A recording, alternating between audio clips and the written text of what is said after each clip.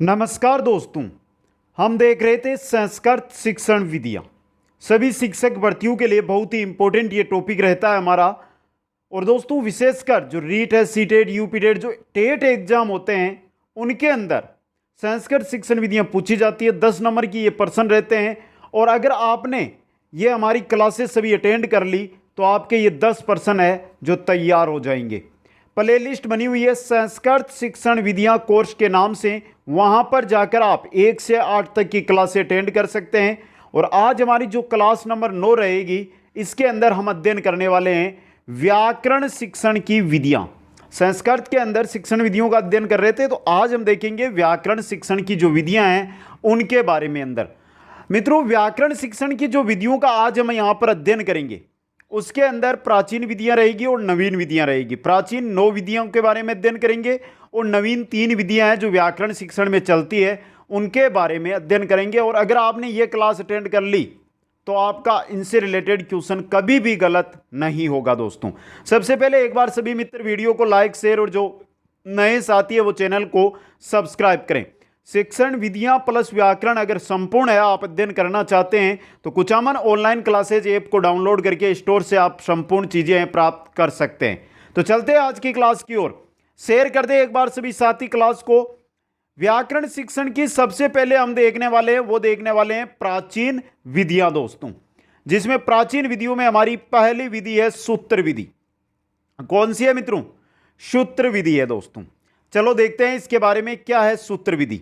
यह व्याकरण शिक्षण की प्राचीनतम विधि मानी जाती है। सूत्र विधि को व्याकरण शिक्षण की प्राचीनतम विधि मानी जाती है। इस विधि को कंठस्थीकरण के नाम से भी जाना जाता है। और अगर कुछ हटके क्वेश्चन बनकर आता है कि निम्न में से किस विधि को कंठस्थीकरण के नाम से जाना जाता है, तो वहां पर आपको करना है सूत्र विधि दोस्तों। व्याकरण के नियमों को सूत्र के रूप में कंठस्थ किया जाता है। हम ट्रिक बनाते हैं ना, कोई भी चीज होती है जैसे व्याकरण शिक्षण, जो व्याकरण है, संस्कृत व्याकरण है हमारे। संस्कृत व्याकरण की जो हमने अध्ययन किया था वो सिर्फ ट्रिक से किया था। एक बार वीडियो देख लो, जिंदगी में कभी भी आप है जो संस्कृत व्याकरण का प्रश्न गलत नहीं करोगे।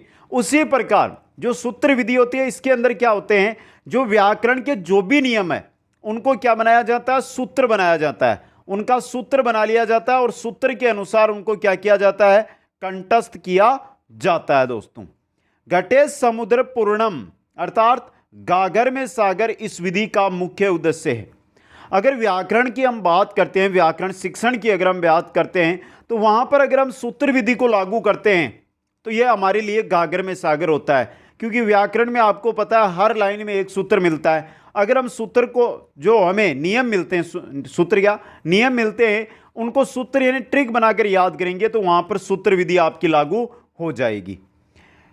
इन सूत्रों की व्याख्या के लिए भाष्य तथा टीका विधियों का अनुसरण किया जाता है, जिनका हमने पहले अध्ययन कर लिया है। भाष्य व टीका विधियों का क्लिष्ट विषयों को समझने व याद करने में सुविधा होती है। जो कठिन विषय होते हैं, जो कठिन नियम होते हैं, उनको समझने, अगर हम वहाँ पर सूत्र विधि को काम में लेते हैं तो उनको समझने में, उनको याद करने में हमें क्या मिलती है, इस विधि से सुविधा मिलती है दोस्तों। आगे देखिए सूत्र विधि के बारे में। सूत्र विधि, इस विधि का मनोवैज्ञानिक भी समर्थन करते हुए कहते हैं कि विषय पर अधिकार स्मृति के द्वारा ही आता है। और स्मृति है वो हम किससे लेकर आते हैं, सूत्र विधि से। अगर आप संस्कृत पर क्या करना चाहते हैं, अधिकार प्राप्त करना चाहते हैं कि संस्कृत पर मेरा संपूर्ण अधिकार हो जाए, यह नहीं कि आप कब्जा करोगे, कब्जा नहीं करना है। संस्कृत व्याकरण प्लस शिक्षण विधियां आपको याद करनी है तो आपको सूत्र विधि काम में लेनी होगी। जो भी नियम है उनको सूत्रों के द्वारा, उनको ट्रिकों के द्वारा आपको याद करने होंगे। प्रोफेसर आप्टे महोदय ने भी कंठस्थीकरण का समर्थन करते हुए कहा है कि मैं बैंक में जमा राशि पर विश्वास नहीं करता हूं, अपितु प्रत्यक्ष धन पर ही विश्वास करता हूं, जिसको कभी भी काम में लिया जा सकता है। कहने का मतलब, आजकल आप फोन पे, पेटीएम, जो ये चीजें यूज लेते हो, कभी कभी ऐसा मौका होता है कि अगर आपके पास कैश ना हो और ये धोखा दे देते हैं, सर्वर डाउन चला जाता है, तो उस समय क्या होता है, हमारे साथ धोखा हो जाता है। तो इसी को लेकर आप्टे मोदी ने क्या कहा था कि जो बैंक में जमा राशि है उस पर विश्वास मत कीजिए, विश्वास उस पर कीजिए जो आपके हाथ में रुपए हैं, और वो रुपए के मतलब सूत्र विधि उसी के आधार पर चलती है। सूत्र विधि के अंदर अगर आपने जो नियम है उनको सूत्र बनाकर याद कर लिया तो वो आपको हमेशा के लिए याद रहेंगे। व्याकरण के विस्तृत नियमों को संक्षिप्त तरीके से सीखा जा सकता है। इसके अंदर जो विस्तृत नियम है अगर उसको सूत्र ट्रिक आपने बना लिया तो वो क्या हो जाएगा, छोटा। सामान्य से विशेष की ओर शिक्षण सूत्र का अनुसरण किया जाता है सूत्र विधि के अंदर, सामान्य से विशेष की ओर। तो यह थी आपकी सूत्र विधि। सीधा सा याद रखो, ट्रिक बनाकर याद करना, याद रह जाएगी सूत्र विधि। चलिए व्याकरण शिक्षण की नेक्स्ट विधि की ओर चलते हैं। नेक्स्ट विधि आती है हमारी पारायण विधि। यह भी इंपॉर्टेंट विधि है मित्रों। पारायण, देखिए वैदिक मंत्रों का सहस्वर पाठ करना पारायण कहलाता है। मतलब सहस्वर बोलना, सहस्वर करना कोई भी कार्य क्या कहलाएगा, पारायण। और यह विधि हो जाएगी आपकी पारायण विधि। अब देखिए पाणिनि के समय पारायण विधि का प्रचलन था। जब पाणिनि थे उस समय पारायण विधि है इसका प्रचलन था। पारायण विधि भी कंठस्थीकरण पर बल देती है। कंठस्थीकरण या सूत्र विधि है उसी पर पारायण विधि भी क्या करती है, बल देती है। पारायण करने वाला छात्र पारायणिक कहलाता है। जो छात्र पारायण करता है, कंठस्थीकरण सहस्वर के साथ कंठस्थीकरण करता है, उस छात्र को पारायणिक कहा जाता है। यह इंपॉर्टेंट क्वेश्चन एग्जाम में बन सकता है आपके लिए।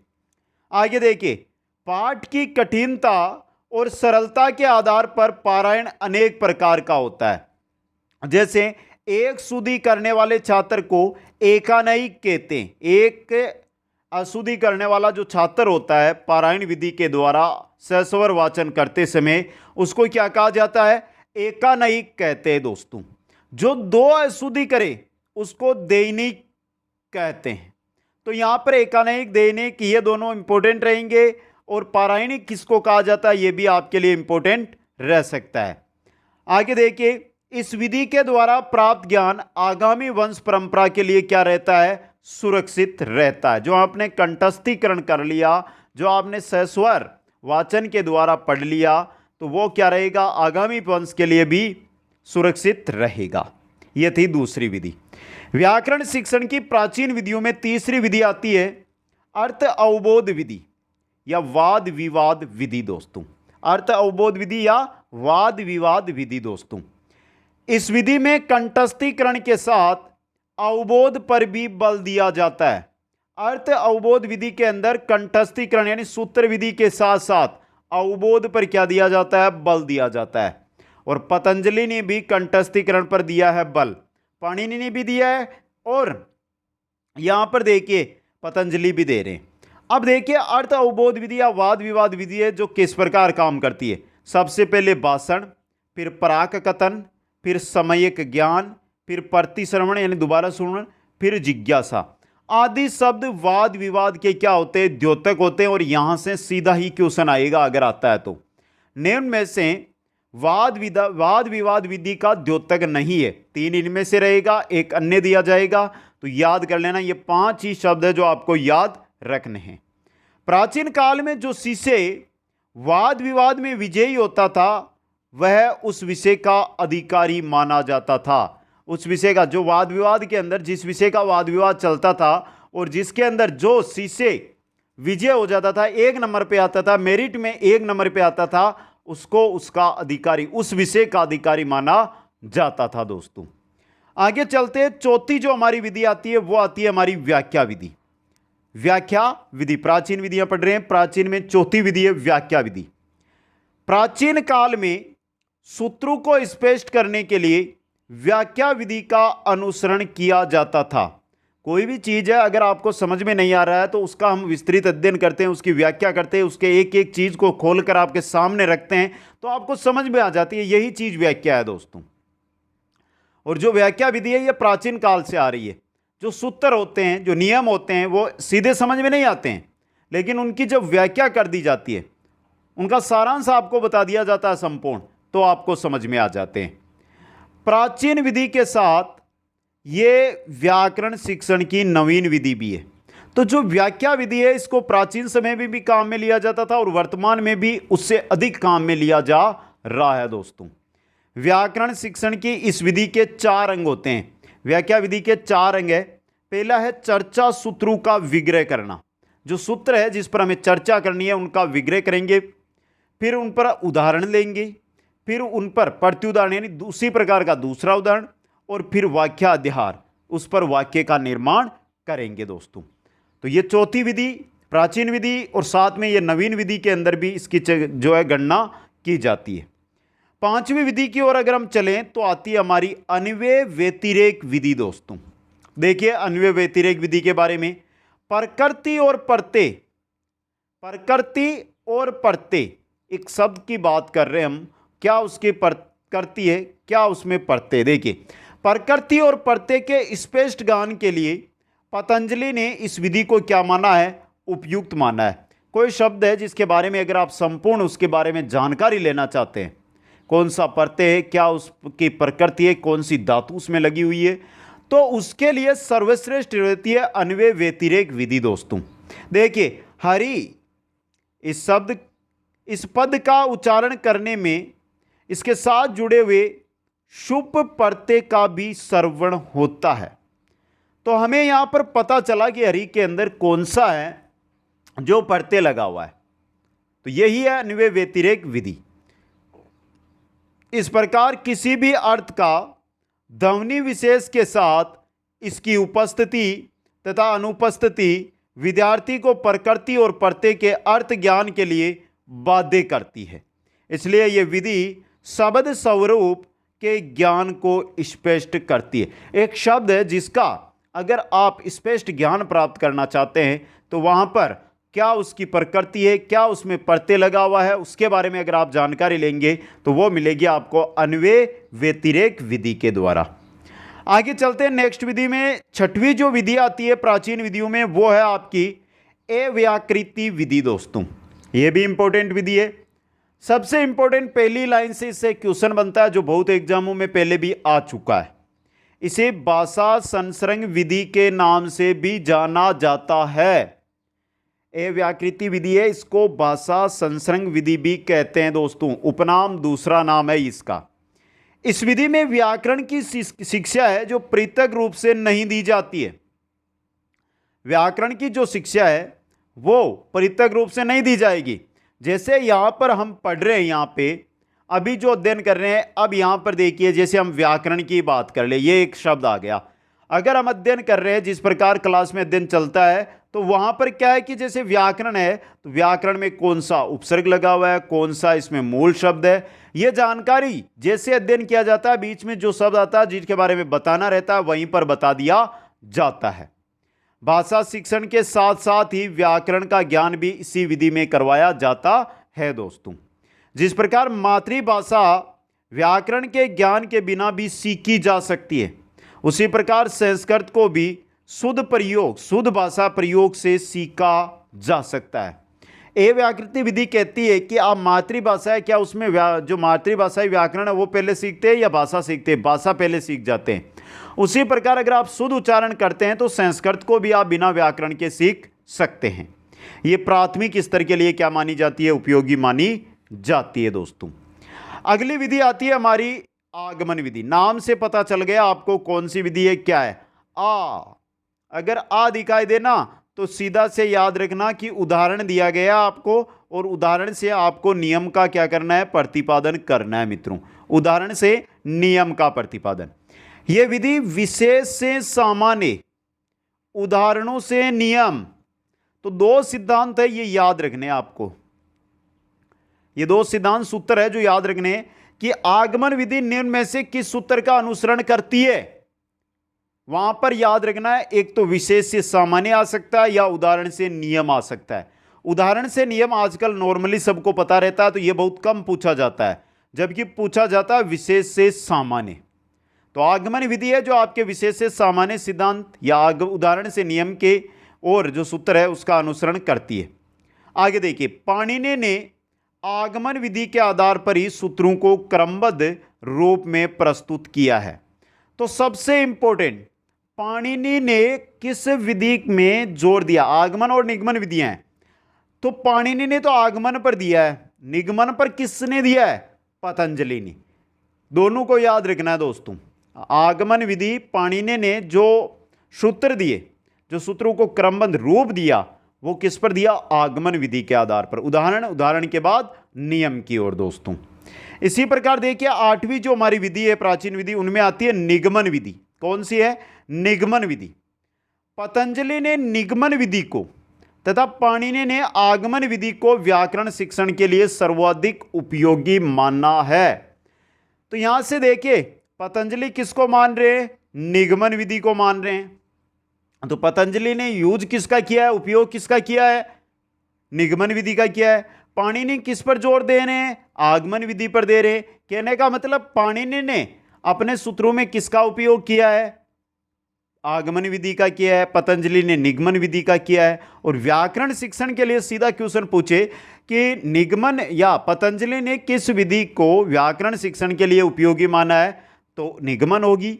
पाणिनि या पतंजलि या पाणिनि, जिसकी भी पूछी जाए, दोनों विधियां आपको याद रखनी है। निगमन विधि, निगमन विधि में क्या होता है कि पहले नियम दिया जाता है आपको, नियम देकर फिर क्या किया जाता है, उससे उदाहरण है उसका आपको प्रतिपादन करना रहता है। पतंजलि का मत है कि सर्वप्रथम नियम को प्रस्तुत किया जाना चाहिए, तत्पश्चात उदाहरण तथा प्रत्युदाहरणों से स्पष्ट करना चाहिए। सबसे पहले पतंजलि कहते हैं कि आप छात्रों के सामने नियम बता दो, नियम के आधार पर फिर आप जाइए उदाहरण की ओर, फिर प्रत्युदाहरणों की ओर है जो जाइए दोस्तों। ये कहते हैं आपके पतंजलि। पतंजलि किस विधि में कहते हैं? निगमन विधि के अंदर कहते हैं दोस्तों। अगली जो हमारी विधि आती है वो आती है व्याकरण अनुवाद विधि। बहुत इंपॉर्टेंट विधि रहती है ये भी। तो देखिए, व्याकरण अनुवाद विधि के बारे में, ये प्राचीन विधियां जो व्याकरण शिक्षण की है उनमें अंतिम विधि है। फिर हम पढ़ेंगे नवीन विधियों के बारे में। व्याकरण अनुवाद विधि, जिसके बारे में हमने पहले जब विधियां पढ़ी थी, नवीन, प्राचीन और जो नवीनतम विधियां, वहां पर हमने इसके बारे में संपूर्ण अध्ययन कर भी लिया है। क्लास शायद रहेगी हमारी 4 या 5 नंबर क्लास थी संस्कृत शिक्षण विधियों की, वहां पर। इसे भंडारकर विधि के नाम से भी जाना जाता है। क्यों जाना जाता है भंडारकर विधि के नाम से इसको? क्योंकि इसके प्रवर्तक रामकर्षण गोपाल भंडारकर थे। रामकर्षण गोपाल भंडारकर इसके प्रवर्तक थे, इसी वजह से इसको भंडारकर विधि के नाम से जाना जाता है। भंडारकर, रामकर्षण गोपाल भंडारकर, इन्होंने व्याकरण अनुवाद विधि का आश्रय लेकर 2 पुस्तकों की रचना की है। पहली है मार्ग उपदेशिका, दूसरी है संस्कृत मंदिरांत प्रवेशिका। ये 2 पुस्तकें हैं जो रामकर्षण गोपाल भंडारकर है, उन्होंने इनकी रचना की और विधि जो काम में ली वो ली व्याकरण अनुवाद विधि दोस्तों। अंग्रेजी में रची हुई ये दोनों पुस्तकें संस्कृत भाषा तथा उनकी व्याकरण को सीखने में अधिक उपकारक है। ये दोनों की दोनों पुस्तकों की लैंग्वेज है जिसमें बनी गई है ये, वो तो इनकी कौन सी है मित्रों? अंग्रेजी है। लेकिन संस्कृत भाषा की बात करें या संस्कृत व्याकरण की बात करें, उनके लिए ये क्या है? उपयोगी है दोस्तों। लॉर्ड मैकाले की शिक्षा पद्धति के पश्चात इस विधि का क्या होता है? विकास होता है। लॉर्ड मैकाले की शिक्षा पद्धति के पश्चात व्याकरण अनुवाद विधि का, व्याकरण अनुवाद जो विधि है इसका विकास हुआ। और ये विधि है जो आपकी व्याकरण अनुवाद विधि, ये विधि मनोवैज्ञानिक सिद्धांतों का क्या करती है? अनुसरण करती है। तो ये थी आपकी प्राचीन विधियां व्याकरण शिक्षण की। अब बात करते हैं आगे चलकर हम अर्वाचीन या नवीन विधियां जो व्याकरण शिक्षण में हम काम लेते हैं, जिनमें पहली आती है पाठ्य पुस्तक विधि। और हर कोई जो क्लास देख रहा है, मान लो वो सभी इसी को यूज में लेते हैं। आपके सामने पाठ्य पुस्तक तो होगी किसी, संस्कृत, हिंदी, जीके, किसी ना किसी की आपके सामने पुस्तक है, तो आप पाठ्य पुस्तक विधि काम में ले रहे हैं दोस्तों। तो देखिए संस्कृत के अंदर देखिए इसको, संस्कृत भाषा की वर्तमान प्रचलित पुस्तकें पाठ्य पुस्तक विधि की दृष्टांत है दोस्तों। संस्कृत भाषा की अगर हम बात करें तो जो भी संस्कृत भाषा की पाठ्य पुस्तकें चलती है वो पाठ्य पुस्तक विधि के ही उदाहरण है, क्योंकि पाठों के अंत में दिए गए अभ्यास कार्य एक विधि का कार्य करते हैं। जो पार्ट 2 के अंत के अंदर जो अभ्यास कार्य रहता है वो क्या करता है, एक विधि का ही कार्य करता है दोस्तों। इस विधि में पाठ्य पुस्तक में दिए गए व्याकरण से संबंधित विषय वस्तु के स्मरण द्वारा व्याकरण शिक्षण है जो करवाया जाता है दोस्तों। यह है पाठ्य पुस्तक पहली नवीन विधि। दूसरी है जो है आपकी समवाय विधि।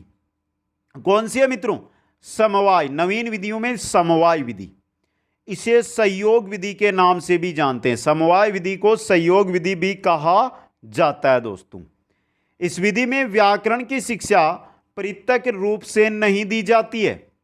सबसे इंपॉर्टेंट चीज है आपके लिए, समवाय विधि के अंदर क्या किया जाता है, व्याकरण की जो शिक्षा है वो क्या नहीं दी जाती है, पृथक रूप से नहीं दी जाती है। जब हम गद्य या पद्य का अनुवाद आदि के समय ही प्रसंग अनुसार व्याकरण पढ़ाया जाता है। जब हम पाठ पढ़ रहे हैं, जब हम किसी चीज को, गद्य को, पद्य को पढ़ रहे हैं, उसी समय व्याकरण के बारे में जानकारी है जो दे दी जाती है। व्याकृति विधि के बारे में पढ़ा था ना हमने, भाषा संसर्ग विधि के बारे में, उसी के अनुसार चलती है। इस विधि के द्वारा व्याकरण के अधिगम में क्या रहती है, सुविधा होती है दोस्तों। और तीसरी विधि है जो हमने अभी पढ़ी थी ना, आगमन और निगमन, अलग अलग विधियां, उनका मिश्रित रूप जो वर्तमान नवीन टाइम में काम में ले रहे हम, आगमन निगमन विधि दोस्तों। पहले हमने जो प्राचीन विधि पढ़ी वहां पर थी आगमन विधि और दूसरी थी निगमन विधि। यहां पर दोनों का मिश्रित रूप है ये। तो देखिए आगमन निगमन विधि क्या है। प्राचीन काल में पाणिनि और पतंजलि ने इन विधियों को क्रमशः उपयोगी माना है। पाणिनि ने आगमन को माना था, पतंजलि ने निगमन को माना था।